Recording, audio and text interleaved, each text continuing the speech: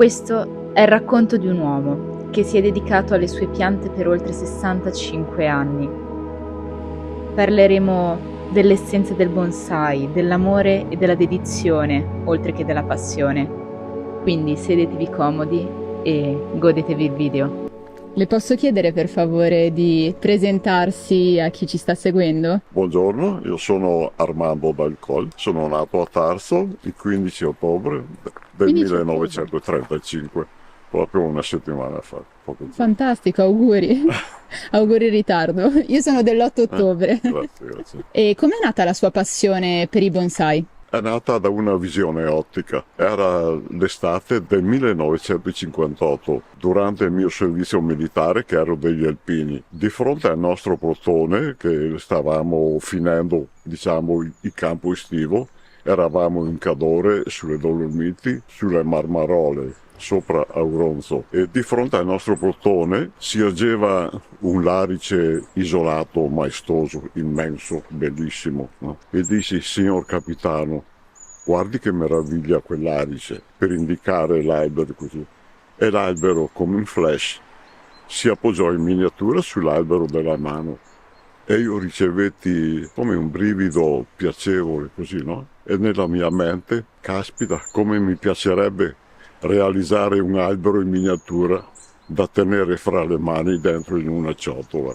Quindi non sapevo neanche, non avevo nessuna esperienza di giardinaggio, niente. E il mese successivo, in settembre, finito il militare, ritornai sui luoghi per raccogliere delle pigne di larici soprattutto, perché mi piacevano forte così, e poi raccolsi anche alcune pietre e anche delle pigne di pini mughi, pini silvestri e così. E subito ai primi di ottobre sgretolai questa moltitudine di pignette e le seminai nelle cassette di legno della frutta, perché non avevamo terra, perché noi a Longarone in quell'epoca, sì, che abitavo lì, avevamo un negozio di frutta e quindi non avendo terreno, con delle cassette di legno della frutta raccolsi un po' di terriccio sul bosco e quindi seminai queste piantine. È stata una piacevole avventura vedendo le prime piantine che nacquero nel 1959 e devo dire la verità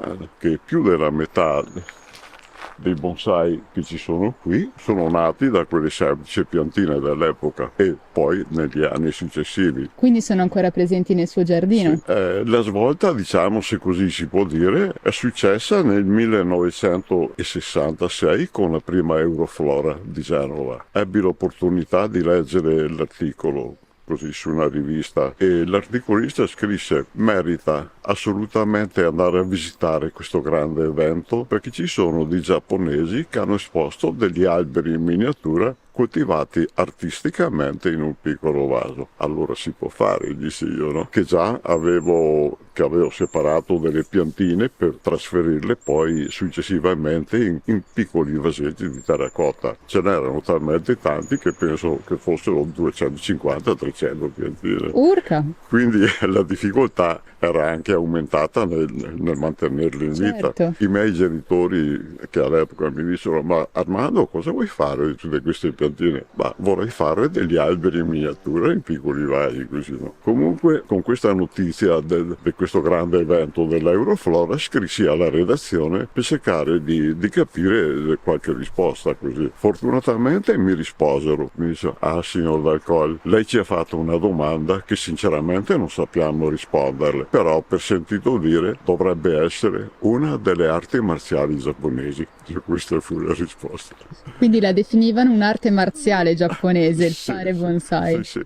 Okay. Deluso ancora una volta perché pensavo di avere qualche risposta costruttiva, quindi mi rivolsi alla natura per cercare di comprendere come funzionano gli alberi, i loro comportamenti, disagi che possono avere, Certo. che so, dopo violenti temporali, così, un ramo, la cima che si spezza. E quindi tutte queste situazioni, osservandole in natura, mi hanno plasmato, fra virgolette, così, e il mio modo di fare il bonsai è proprio cercare di imitare la natura nei suoi molteplici aspetti.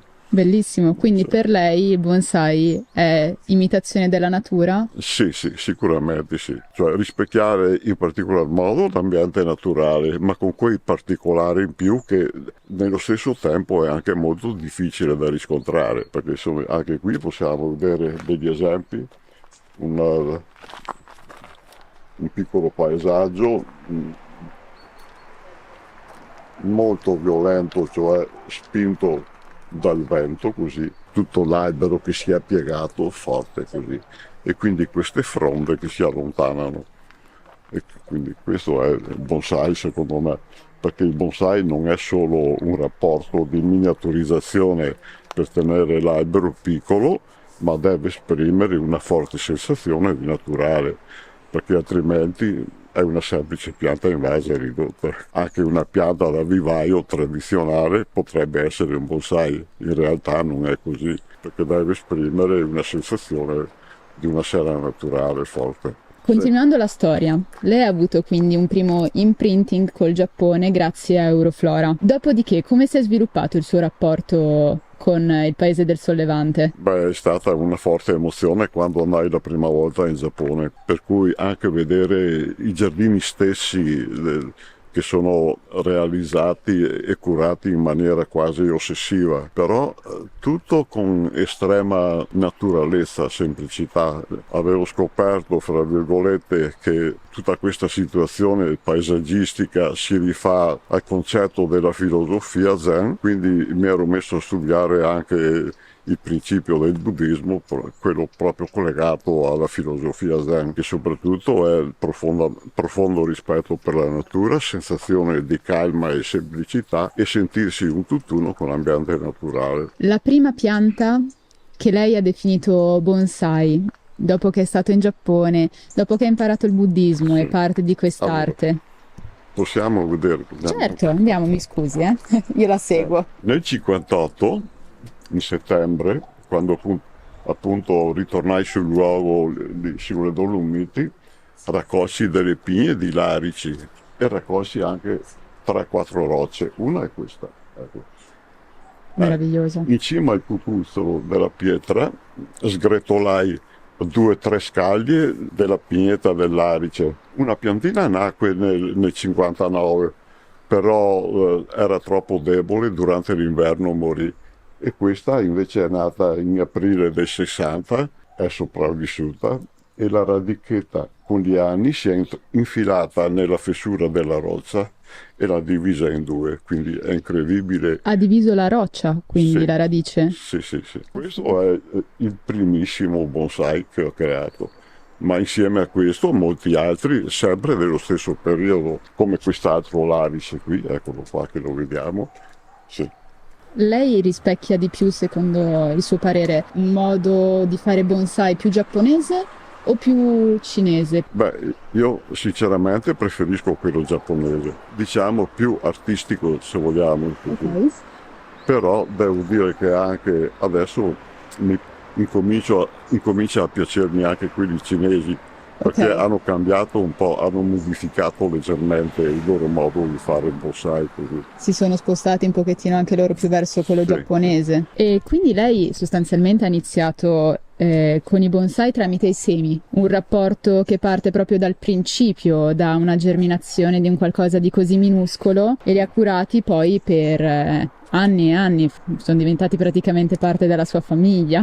Sì, è diventata una passione e un'ossessione anche, se vogliamo così. Questa passione per fortuna continua ad alimentarmi e questo lo devo anche e soprattutto a mia moglie, che si è appassionata moltissimo e è diventata anche piuttosto brava. È sempre bello condividere comunque una passione Sì, anche in coppia. Molti appassionati, anche e soprattutto in Italia, partono col bonsai proprio dal seme. Che consiglio dà loro? Al giorno d'oggi è difficile trovare fra i bonsaisti qualcuno che parta dal seme, perché vogliono tutto e subito e quindi sparisce un po' anche quel concetto di pazienza, di concentrazione con la natura, di vivere l'albero nella sua evoluzione partendo proprio da zero. Secondo me perdono un qualcosa di molto importante. Io consiglio di non partire esclusivamente da seme perché ci vuole troppo tempo, ma di abbinare anche delle piante, anche un po' avviate, o dei pre-bonsai possibilmente, ma anche piante da vivaio che abbiano del potenziale buono. Poi ci sono, ecco, questi qui, questa è una classe di bonsai molto molto ridotta. Questo qui fatto da seme, la prossima primavera fa 25 anni. 25 anni. 25 anni. E tutti questi sono stati seminati da lei, giusto?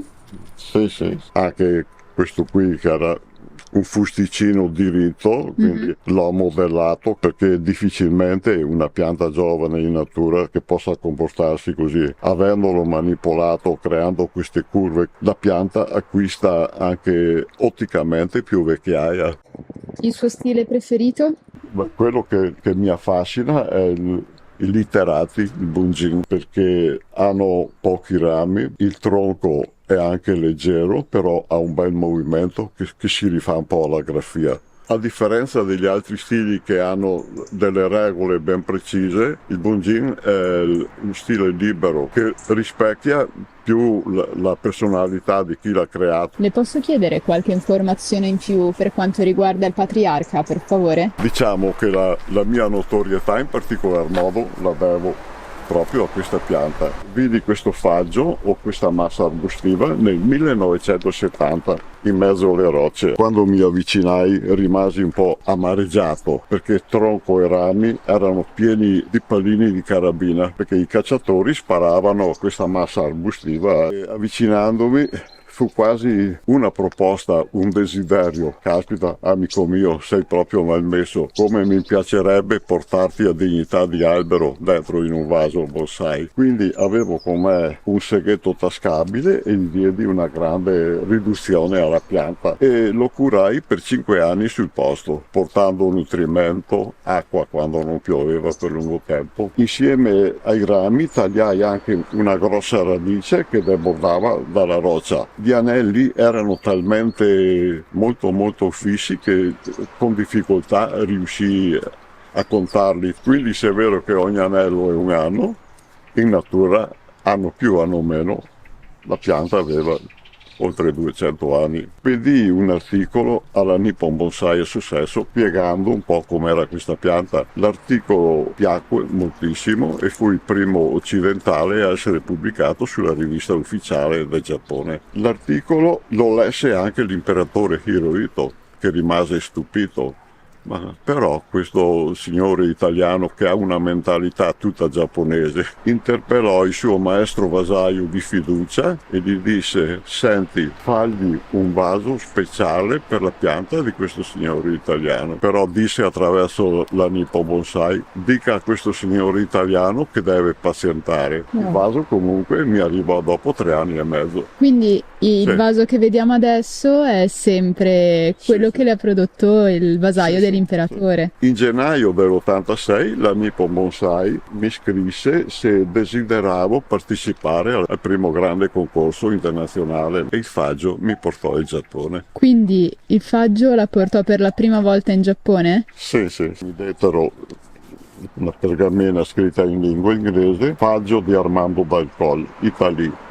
Premio Eccellenza Illuminato. L'Italia è grande. L'organizzazione della Japan Bonsai Association, Kukai, ha esposto alla mostra mondiale bonsai Mitsubishi il tuo faggio. Ha aggiunto brillantezza a questa mostra con questa pianta eccellente. Quindi mi illumino. Che poesia.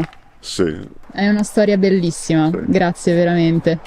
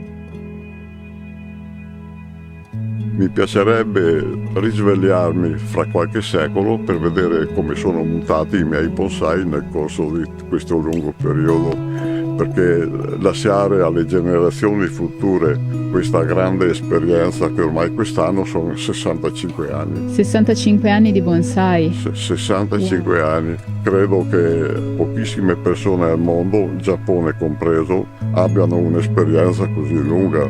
È vero. E io senza che non lo conoscevo, fra l'altro, quindi è come se l'avessi inventato. È una cosa genuina, sua, Sì, è una sua arte. Sì. Quindi questo rapporto con le mie piante giornaliero, costante, mi aiuta a sentirmi anche meglio me stesso. Non per niente il mio giardino bonsai l'ho chiamato il giardino bonsai della serenità.